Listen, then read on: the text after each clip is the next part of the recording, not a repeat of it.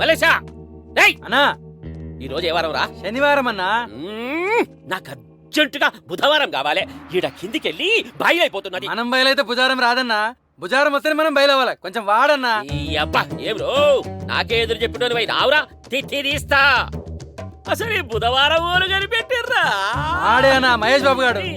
అరే నువ్వు పోయినా నన్ను కూడా రేషన్ కార్డులకు అడుక్కోవడానికి కూడా కార్డు డేటయ్యా. ఎనగడికి మా ఊళ్ళో ఇలాగే అడుక్కు తిన్నావా? ఇంతకీ ఏమంటారా? యూనియన్ కార్డు రా. తలో 5,000 కార్డు కొనుక్కోండి. ఆ తర్వాత మహారాజులాగా అడుక్కోండి. 5,000 అయ్యే ఉంటే మాకి కర్మేంటి? అంటే యూనియన్ కార్డు లేకుండా అనుకుంటారా? ఏ ఇయ్యండి రా.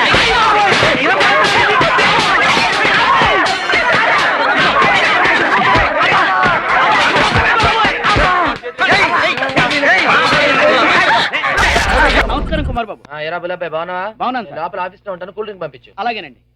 ఆగరా, ఎక్కడికి రా ఎక్కేసుకెళ్తున్నావు? లేడీస్ బుకింగ్ ఓపెన్ చేయడానికి వెళ్తున్నా. ఇక నుంచి ఆ డ్యూటీ నాది. నీదా?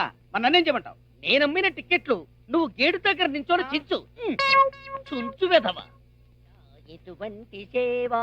ఏ టికెట్లు కావాలి? 4-5 రూపాయల టికెట్లు ఇవ్వండి. చెయ్యింత నున్నగా ఉంది. ఏ సోపు వాడతావు పాప? సింతాల్ సోప్ అండి. ఆహా, అందుకే నీలో అంత ఊపు. నిన్ను చూస్తుంటే డబ్బులే అడగాలనిపించడం లేదు. అయితే ఫ్రీగా ఇచ్చేయండి. అలాగే. ఎవరితో చెప్పకండి. వెళ్ళండి వెళ్ళండి. నీకెన్ని టికెట్లు కావాలి పాప? నా పేరు పాప కాదండి, పాపాయమ్మ. నువ్వైతే డబ్బులు ఇచ్చే పట్టుకెళ్ళు.